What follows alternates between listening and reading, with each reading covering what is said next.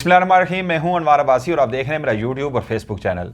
گزشتہ کچھ دنوں سے میں آپ سے ریکویسٹ کرنا بھول جاتا ہوں کہ میرے چینل کو ضرور سبسکرائب کیجئے گا تاکہ تازہ ترین ویڈیوز آپ تک پہنچتی رہے۔ وہ سلسلہ جو سبسکرائب کرنے کا تھا وہ میرا خیال اب رک چکا ہے، تو آپ سے دوبارہ ریکویسٹ ہے کہ دوبارہ آپ سبسکرائب کیجئے گا تاکہ زیادہ سے زیادہ ویڈیوز آپ تک پہنچتی رہیں۔ آج پاکستان تحریک انصاف کے رہنماؤں کی ہڈیالہ جیل آمد ہوئی۔ بڑی تعداد میں جو پاکستان تحریک انصاف کے رہنما تھے، سینئر رہنما تھے، وہ ہڈیالہ جیل آئے، جس میں اسد قیصر تھے، عمر ایوب تھے، عمیر نیازی تھے، شیر افضل مروت تھے، اس کے علاوہ بیرسٹر گوہر، دیگر کچھ جو امیدوار تھے، جو شکست جنہیں سمابیہ طاہر ہے، اس کے علاوہ دیگر امیدوار تھے وہاں پر آئے۔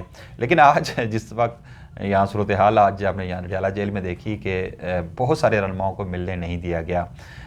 عمر ایوب پہلے آئے تو انہیں ملنے نہیں دیا گیا، تو فوری وہ وہاں سے نکلے اور انسداد دہشت گردی کی عدالت سے جا کر ایک خصوصی حکم نامہ لے کر آئے ملاقات کا، لیکن اس کے باوجود انہیں ملنے نہیں دیا گیا۔ اور اس نے پھر آگے انہوں نے میڈیا ٹاک انہوں نے کہا کہ میں وزیر اعظم کا امیدوار ہوں پاکستان تحریک انصاف کی جانب سے، پارٹی امور پر اور دیگر جو سیاسی صورتحال پر مشاورت کرنی تھی بانی چیئرمین سے، لیکن مجھے نہیں ملنے دیا گیا۔ اسی طرح اسد قیصر کو بھی شکوہ تھا اور دیگر جو وہاں پر جو کہ سینئر رہنما انہیں بھی ملنے نہیں دیا گیا۔ پتہ نہیں اب اس کی وجوہات کیا ہو سکتی ہیں، حالانکہ عدالتی احکامات کے باوجود نہیں ملنے دیا گیا۔ کچھ اور خبریں بھی ہیں، اس پر بھی بات کریں گے۔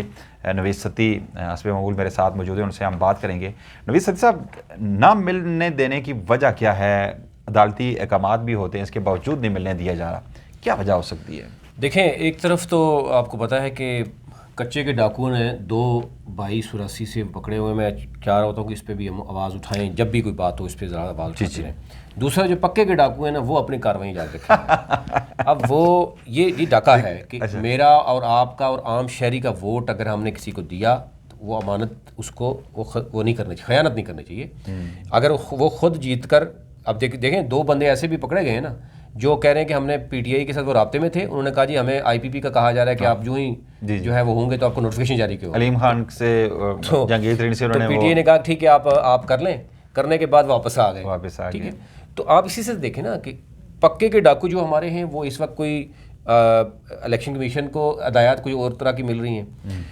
کل اجلاس رکھا گیا 10 بجے صبح کا، اب اسپیکر جو ہے وہ سبتین کہا گیا ہے کہ ان کو ابھی سے ہی جو ہے وہ پکڑا جا رہا ہے، کسی جگہ بٹھایا جائے، اس کو محاصرے میں لیا کہ یہ آگے پیچھے نہ ہو جائے۔ ایک دفعہ کسی طریقے سے اسپیکر کو فارغ کر کے اپنا اسپیکر بٹھا لیں، پھر اسپیکر کا تو یہ موقف ہے، انہوں نے کہا کہ دیکھیں جی اگر 2 یا 4 دن اگر اجلاس تاخیر کا شکار ہو جاتا ہے، اس سے پہلے کیا نہیں ہوتا رہا، 3 ماہ میں الیکشن ہوئے، باقی یہاں پہ آئین کو تو جس طرح یہاں پہ توڑا جاتا رہا، تو انہوں نے کہا مخصوص نشستیں دے دیں۔ اس کے بعد سنی اتحاد کونسل میں جو ممبران اسمبلی ہیں ان کے منتخب وہ شامل ہونا شروع ہو گئے ہیں۔ آج الیکشن کمیشن کا خصوصی اس پہ اجلاس بھی ہو رہا ہے، ہو سکتا ہے کہ بھی لوگ جس وقت سن رہے ہوں اس وقت فیصلہ ہو چکا ہو۔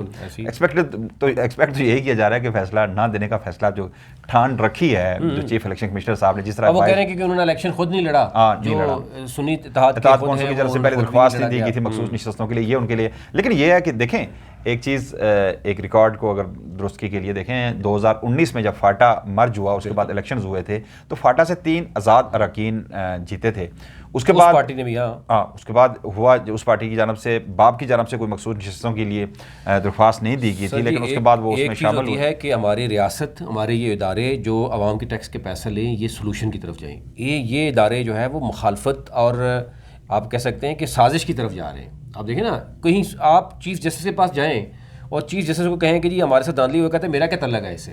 چیف جسٹس یہ جب کہے کہ انصاف دینا میرا کام نہیں ہے۔ شوکت بصرہ نے بڑی کوشش کی، انہوں نے قرآن ہاتھ میں اٹھا کے لے کے گئے، ان کا خیال تھا کہ وہ قرآن رکھیں گے وہاں پہ ڈائس پہ جا کر، انہوں نے کہنا تھا کہ چیف جسٹس صاحب میں نے بھی اس پہ ہاتھ رکھ کے کہتا ہوں کہ میں جیت چکا تھا، اعجاز الحق کو جتایا گیا وہاں پر، آپ اس پہ ہاتھ رکھ کر کہہ رہے، ویسے بھی آپ نے قرآن پر ہاتھ رکھا لفظ لیا ہوا ہے کہ یہ دھاندلی نہیں ہوئی، لیکن انہوں نے 3 دفعہ گئے، انہوں نے کہا جی بیٹھ جائیں، آپ کو سنائی نہیں دے رہا، ڈانٹ دیا چیف جسٹس صاحب، ایک دم غصے میں آ گئے۔ لگتا ہے پہلے انہیں آگاہ کر دیا گیا تھا کہ چیف جسٹس صاحب آپ سے حلف لیا جائے گا کہ آپ بتا دیں کہ دھاندلی ہوئی نہیں ہے۔ دیکھیں یہ اب آخری جو اب چیف جسٹس کے خلاف آپ بات کریں گے تو واسع گرفتار ہوا ہے، निजी टीवी चैनल की खबर थी, चीफ जस्टिस के खिलाफ प्रोपेगेंडा करने पे गिरफ्तार किया, तो आपको भी गिरफ्तार किया जा सकता है, मुझे भी किया जा सकता है, लिहाजा उस पर बात ना करें। इमरान रियाज को भी नोटिस हो गए हैं, उस इमरान रियाज को जिसके बारे में चीफ जस्टिस साहब वो कौन है तो चलें खैर इस पर बात होती है। लेकिन आज ना मिलने देना, आज पूरा दिन वहाँ पे यही आंख मचोली का सिलसिला जारी रहा।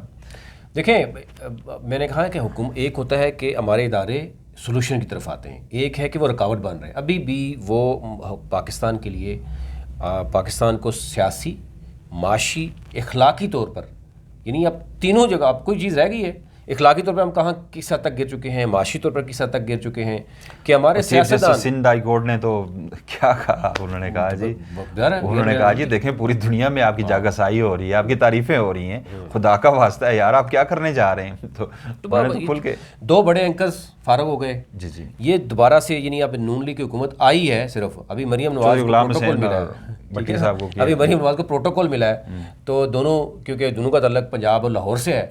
अच्छा, हामिद मीर का कल आपने व्लॉग मेरा ख्याल है नहीं सुना होगा, उन्होंने कहा कि मुस्लिम लीग नून की ज़वाल की बुनियादी 3 जो वजूहात होती हैं, फिर से उन्होंने वही शुरू कर दिया है। उन्होंने कहा जी सबसे पहले ये मीडिया पे कदगन लगाते हैं, उसके बाद ये जुडिशरी से पंगा लेते हैं, और आखिर में एस्टेब्लिशमेंट से, मिलिट्री एस्टेब्लिशमेंट से पंगा लेते हैं, जो उनकी बर्बादी और तबाही की बुनियाद बनता है। उन्होंने कहा कि आज से ही ये शुरू कर नून में से आप शीन निकाल दें, शीन ये नहीं करती कम अज़ कम। अच्छा, वो ना एस्टेब्लिशमेंट से पंगा लेते हैं, ना वो उनको एक हमारे दोस्त बताते हैं लेकिन शीन का इन्फ्लुएंस तो महदूद होगा। देखें अभी जो है शीन ने नून का बड़ा मुंह दिखा के पूरा पंजाब आपने 60% है पूरे मुल्क का, वो आपने दे दिया, अब उस शीन को दे दिया जो मतलब आप क्या कहें। लेकिन नून को दिखा के शीन को दे दिया ना सारा कुछ। अभी भी आप देखें तो शीन के हवाले से नून को दिया गया ना, शीन को तो आपने सिर्फ वफाक दिया 26 किलोमीटर का, जो वो वही कह रहा हूँ। लेकिन वो देखें वो भी अब अगर जो अभी तहरीक इंसाफ कह रही है 110 इनकी नशस्तें हैं जो दांदली के साथ, अभी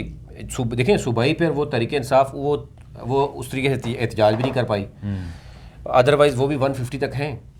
और चलो अगर उस पर भी हलफ नहीं होता तो आप कैसे इजलास बुलाकर, कैसे कानून की कार्रवाई इजलास की चल सकती है।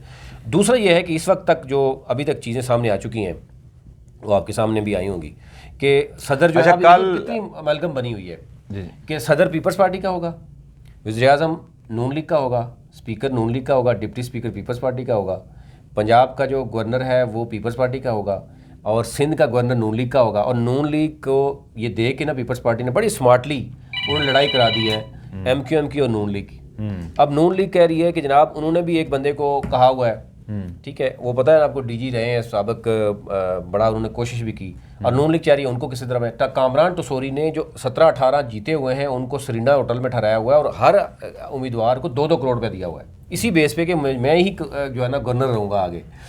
अब वो सरापा एहतजाज है MQM अभी से, और वो नून लीग से कह रहे हैं कि हमें हमारा गवर्नर चाहिए लाजमी, फिर वो वजारतें भी 3 मांग रहे हैं। काफ लीग 2 वजारतें, अब बंदे कितने ही के आपको पता ही है। बाप जो है वो भी 2 वजारतें लेगा, फिर उसके बाद यानी इजाज़ुल हक जो है उसको भी एक वजारत देना है क्योंकि उसको नाहक जो है वो जिताया गया है।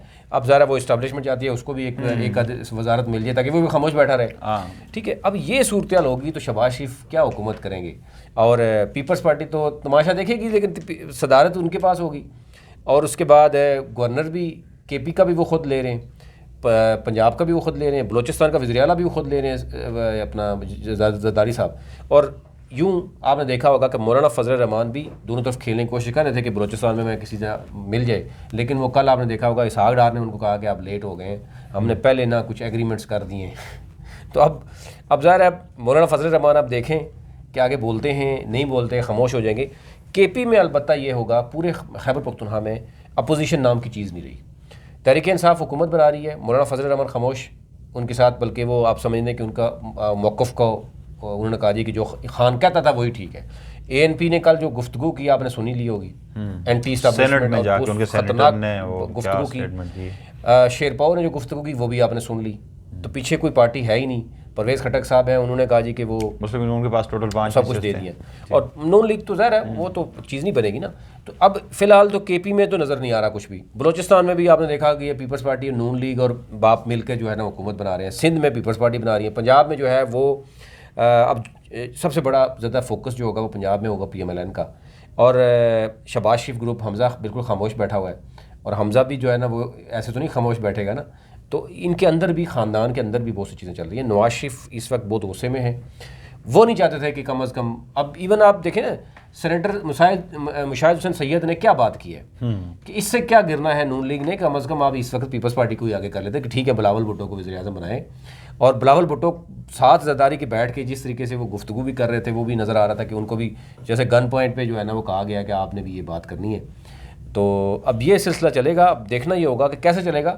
وہ آپ نے بھی بات کی ہے کہ ابھی سے ہی وہ اینکرز کو ہٹانا شروع ہو گئے, ٹھیک ہے, وہی چیزیں شروع ہو گئی کہ چیف جسٹس کو کس نے کہہ دیا, وہ نوٹس سے آنا شروع ہو جائے گی. تو وہی دھمکیاں اور اس طرح کر کے حکومت نہیں چلے گی. یعنی یہ حالات جو ہے دیکھیں یہ تو مسلم نون کا وتیرہ رہا ہے جو میڈیا پہ قدغن لگانا, یہ کوئی نئی بات نہیں ہے. 2013 میں بھی ہوا, 2014 میں بھی آپ نے دیکھا, اور اس کے بعد اس سے پہلے بھی ہوتا رہا. پیچھے جب اس سے پہلے جو ان کی گورنمنٹ تھی اس میں بھی ہوتا رہا, اور اب جو 16 ماہ میں جو پی ڈی ایم کے تھے اس میں بھی جو میڈیا کے ساتھ ہوا, اور اب دوبارہ سے اس کی شروعات ہو گئی ہیں. لیکن آزادی اظہار رائے پر کب تک آپ قدغن لگاتے رہیں گے؟ آزادی اظہار رائے کو آپ کبھی دبا نہیں سکتے. عوام نے اپنے جذبات کا, اپنے جو اندر جو غصہ تھا اس کا اظہار اپنی ووٹ کی پرچی کے ذریعے کر دیا, اور 8 فروری کو دنیا کو بتا دیا کہ پاکستان کے عوام کیا چاہتے ہیں. لیکن اس کے باوجود نتائج تبدیل کر دیے گئے. اب دکھ اس بات کا ہو رہا ہے کہ جو اقلیت میں تھے انہیں آپ نے اقتدار دے دیا, اور جو اکثریت میں تھے وہ بیچارے آج بھی چھپے پھر رہے ہیں. دیکھیں یہ تو سب مان رہے ہیں نا کہ 2 کروڑ سے زائد ووٹ لیے ہیں, اور سب سے یعنی زیادہ ووٹ جو ہے وہ یہ آزاد 2.25 کروڑ کا دعویٰ پی ٹی آئی کر رہی ہے. بالکل, چلو 2 کروڑ بھی مان رہے ہیں, 6 کروڑ میں سے 2 کروڑ تو مان رہے ہیں نا, اور سب سے بڑی پارٹی ہے. دوسرے نمبر پہ اگر پی ایم ایل این ہے اور پیپلز پارٹی ہے, تو آپ ایک بڑی پارٹی کو آپ یہ کہیں کہ جی کیونکہ ان کو مخصوص نشستیں نہیں ہیں کیونکہ کسی, تو یہ تو ڈیلیبریٹلی ہو رہا ہے نا کہ ان کے بلے کا نشان لے لیا گیا. کل اگر آپ سے بھی ایک لمحے کے لیے سوچے کہ کل نون لیگ سے شیر کا نشان لے لیا جائے یا پیپلز پارٹی سے تیر لے لیا جائے, تو کیا وہ اتنا ہی جتنا تحریک انصاف نے اور ووٹر نہ شیر کا نشان لیا جائے نہ تیر لیا جائے, صرف جو سر پہ ہاتھ رکھا ہے وہ اٹھا لیا جائے, اس کے بعد اس کا حالت دیکھیے گا کہ کیا ہوتا ہے. وہ تو آپ نے 8 فروری کو دیکھ لیا جو عوام نے کرنا تھا. چلتے چلتے میری آپ سے پھر ریکویسٹ ہے کہ اگر میرا چینل سبسکرائب نہیں کیا تو ضرور کر دیجیے گا تاکہ تازہ ترین ویڈیو آپ تک پہنچتی رہے.